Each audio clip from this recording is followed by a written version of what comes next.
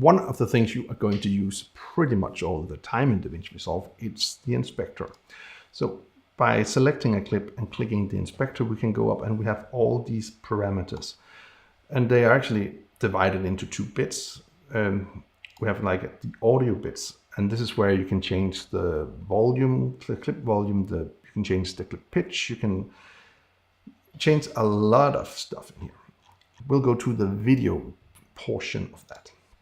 Okay, so here we have all the things we can change. So for instance, if we were doing some kind of a composite, and we'll just take the top layer, or I think we have our composite mode here, which you can change, you can add, you can do all kinds of effects. Let's put it to extrude, something like this.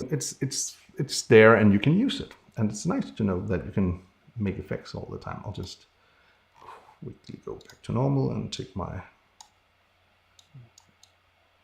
animal and let it move. Oh, that's kind of fun. Okay, I'll just have to put the opacity up again.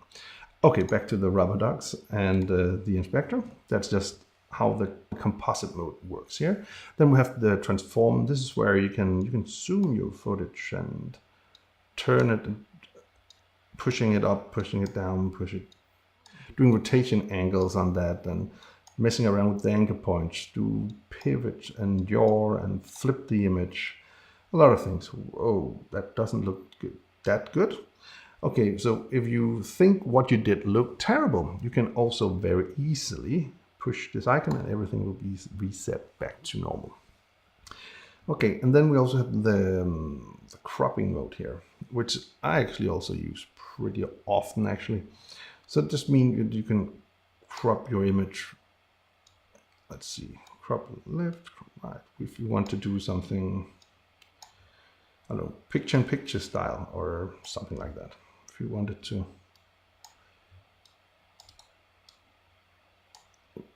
do something like this. Don't know why you would do that, but anyway, it's there and it works. And again, reset everything. Then you have like the dynamic zoom, and the dynamic zoom is actually, it's just a feature where you can push it, and let's say we wanted to do linear and I want it to swap. So I could do like a zoom without doing anything at all. I'll just reset that again. And if you don't want to use it actually, you can also just toggle it off and the clip will be back to normal. Then we have like scaling options and stuff like that. That is for another video. That is if you're doing speed, time ramps and stuff like that. You can use those settings.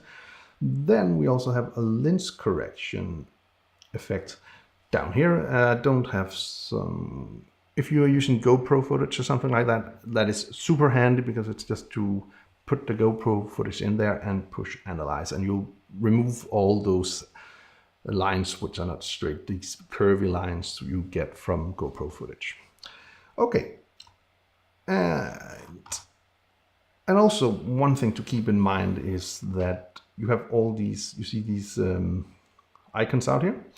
These are keyframes, and it just means that you can keyframe everything in Davinci Resolve like that. So let's say we want to do a quick keyframe animation. Let's say we want to zoom in on the rubber doggies here. We'll just hit the keyframe and then we can move into our clip. And let's say we want to be here. And when we're here, we want to have done a zoom just like that. So we'll go from the beginning. And here we have it. A zoom on the rubber doggies. Good. Okay, I'll just reset that quickly. So just to keep in mind that everything is keyframeable inside of Davinci Resolve. So that is like a super basic view on how to do editing in Davinci Resolve. And it is really basic, but it's enough to get you started. So let's take our, let's delete all these clips we have here. And let's take our rubber ducks. I like those. So let's take our rubber ducks and then let's do something with those. Also, let's say you wanted to do some kind of text on this thing, or something else. Let's say, okay, so let's say we wanted to take our rubber ducks here and do something with those. So let's go to the effects library, and in the effects library we can do a title.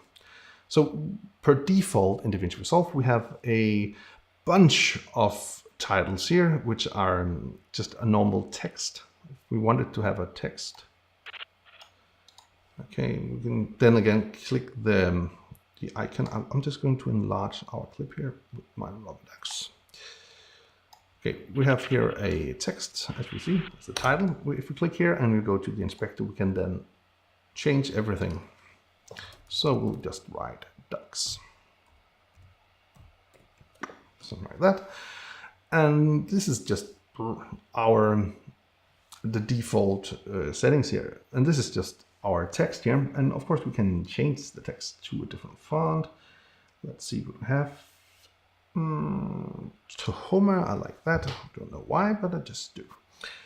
And then of course we could go and we could change it to be bold and whatnot. So let's take a bold one and we can size it up a bit.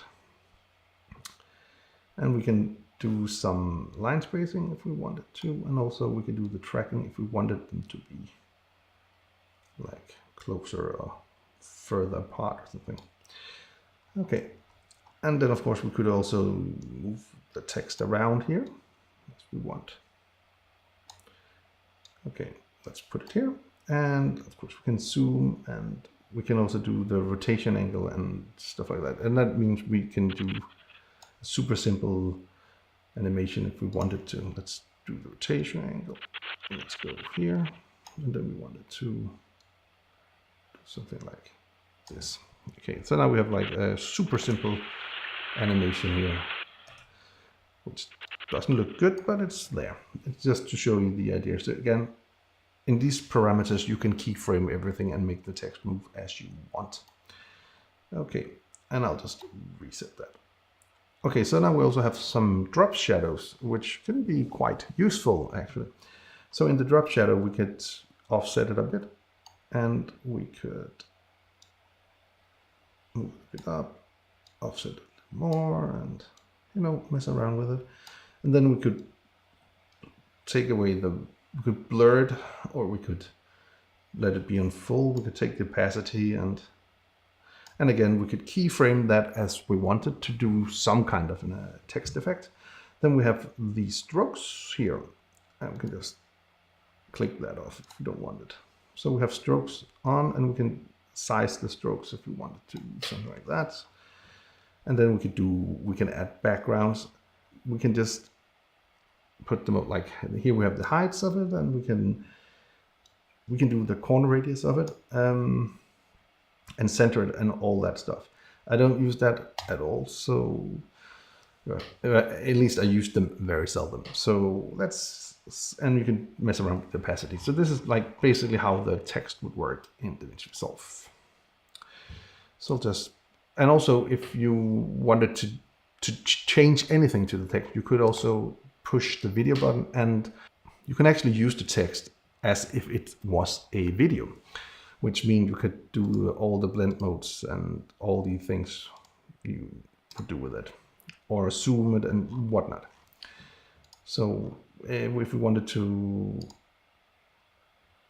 do something, overlay it, maybe do an overlay. So we'll have this kind of a text here. Also, to keep in mind here, if we go down to